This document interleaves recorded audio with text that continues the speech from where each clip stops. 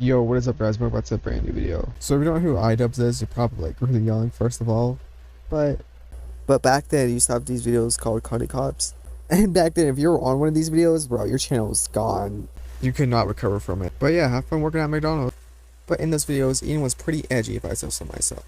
He'd make a lot of politically incorrect jokes and stuff like that. And doing that type of content is what made him popular in the first place. But now, 7 years later, he has disavowed his former content and was embarrassed by the fans he had cultivated at the time.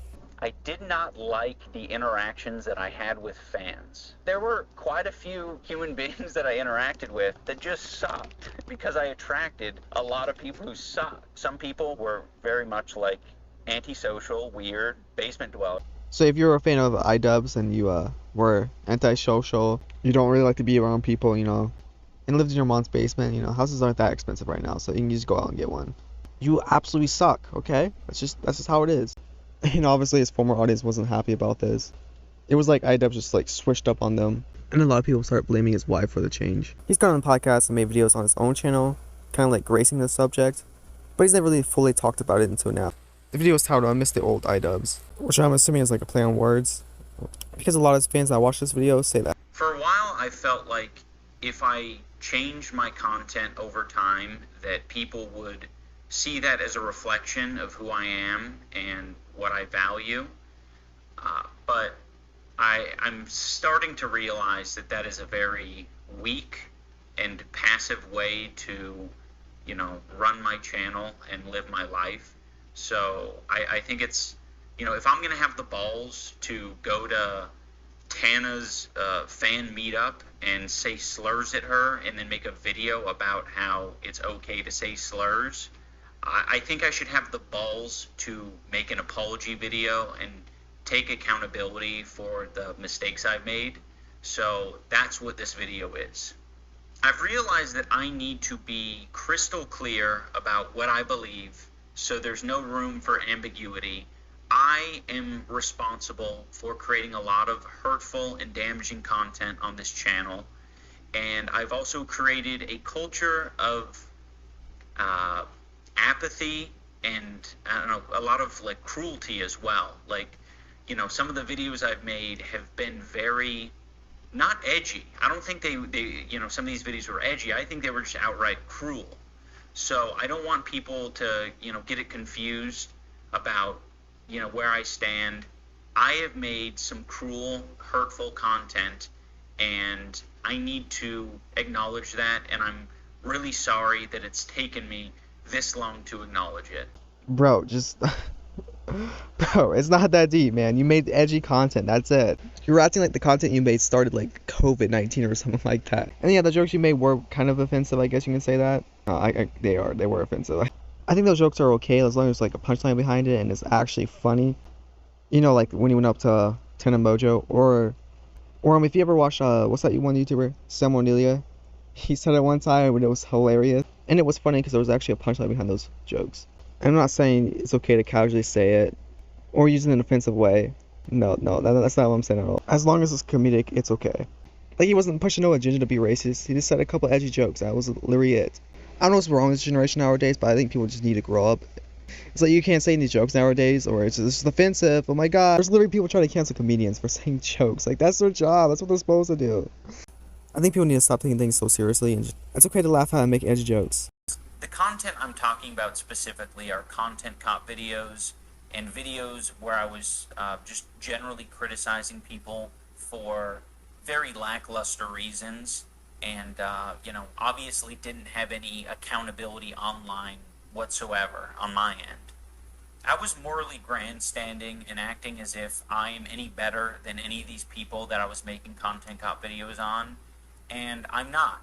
I'm a human. I'm a real human who makes mistakes, and I make a different set of mistakes than the people I was making videos on, but it doesn't matter. I don't think anyone deserves that level of cruelty or hate. So like I said at the beginning of the video, idubbbz had a series called Content Cop, and he would criticize YouTubers. And if you were in one of these videos, it was very rare for you to recover. And I don't know why he's saying these people didn't deserve criticism, because they did. For example, Jinx. He would literally watch other people's videos with like zero reaction, basically stealing their content and making money off of it.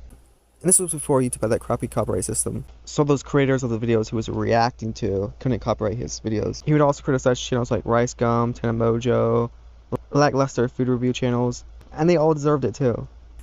It's also indoctrinated a lot of people into thinking that this is an okay way to behave, and it's not. It's super irresponsible and shitty. I don't think any of your fans who watch your content got inspired to go around and start saying the N-word and stuff like that. I think a lot of people who watched it thought it was comedic or funny. I don't think it pushed any of your viewers to be some certain way. Just because I said the N-word, I'm racist. I live in my mom's basement, I hate women.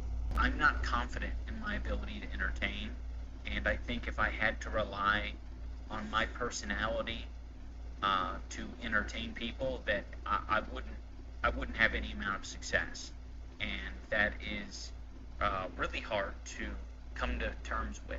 I don't know if this dude's like taking some acid or something, but you didn't get 7.5 mil with like no charisma. People really loved your content because you were funny, comedic, and you had no chill and said whatever was on your mind. That's why so many people subscribed to you, because they liked you and your content that you were making. I was being very bigoted in a lot of my videos, and I justified it because, you know, I didn't think it was too serious, and I thought that people were going to see that I had good intentions, you know, but that's so silly, you know. Casual racism is still racism. Casual bigotry is still bigotry. And, you know, I said a lot of things that I look back at and I cringe now, and I'm like, that is an awful thing to say. It doesn't matter what my intentions are. Like, if I'm hurting people, I'm hurting people. Sarcasm and, like, jokiness and jokey tone only goes so far, especially over the internet. Even in real life, that's, like, an impossible thing to know with 100% certainty. I've just always had this dumb philosophy that I'm not responsible for, you know, my audience and how they behave beyond what content I put out. And that's stupid, and it's led to a lot of hate and a lot of bad outcomes. I don't really think it's your fault what your fan base does, because at the end of the day, you really have no control over your fan base. Like idubbbz, don't be dumb. You think you're responsible for 7.5 million people? Like, your fan base is so big, you cannot control what they do. Like, for example, remember the Sub for PewDiePie thing was going around? And some idiot had to shoot up a school and say Sub to PewDiePie, ruin the whole entire thing. Is PewDiePie really responsible for that? I don't think so. And I just want to make it clear that I am absolutely responsible for my audience. And, you know, I guess if you want to, you know, look out for people who are red flags, it's definitely people who had my mentality that say, I'm not responsible for what my audience does. I don't think saying you're not responsible for your audience makes you a red flag, because you're not. And I'm not saying it's not okay to tell your audience to chill out, to get like too out of hand. You can do that, but you're still not responsible for what they're doing. I've profited off of this bigoted content for years, and I've made a successful career out of it, and that's not right. I think that this is only a step in the right direction, and I know that a lot more needs to be done. I am running ads on this video, and any revenue generated from this video I'm going to match and donate to an organization that, you know, would have been particularly affected by the type of rhetoric that I've been spewing on this channel. And again, this isn't the end of what I'm doing, this is just the start. Because I think one of those middle-aged moms that are making something an issue that isn't an issue. Like idubbbz, I don't think no one cared that you made those jokes. Not even the black community cared. Dang, not gonna lie, I do kind of feel bad for his fans though. But okay, idubbbz, if that's your logic, then you should give all the money you made from the other videos away to charities. It just seems like you want to look like the good guy in this situation. Like, oh my god, look at me, I'm giving all my money I made from this video away to charities. I'm such a good person, guys. I've changed so much. Please like me. Now that I don't feel like it represents me, and I want to distance myself from it and keep it from, you know, indoctrinating more people, I'd like to unlist the videos so that people, you know, can access them still for whatever, you know, purposes they might want to do that for. But it's not being proliferated on the website. Okay, so what he's actually trying to say is I still want to make money from that video. Because if you unlist the video, you can still make money from it. I feel like that's the best solution, at least for the time being. And for anyone who liked those videos, I want this video to be an example and a lesson for you. You know, you can like content, but you can also think that it's irresponsible and it's hurting other people. So just tap into that part of your brain that's saying like, oh, okay, it's probably not that important that this video stays online, because truthfully, I've seen it, I've experienced the content, but it's done a lot of damage. We can just let it go. Appreciate that, idubbbz.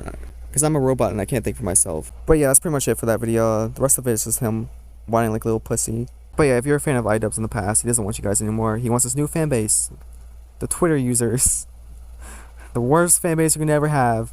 But yeah, guys, I really hope you enjoyed this video. It's always been like 6 days since the last video. Got a little busy.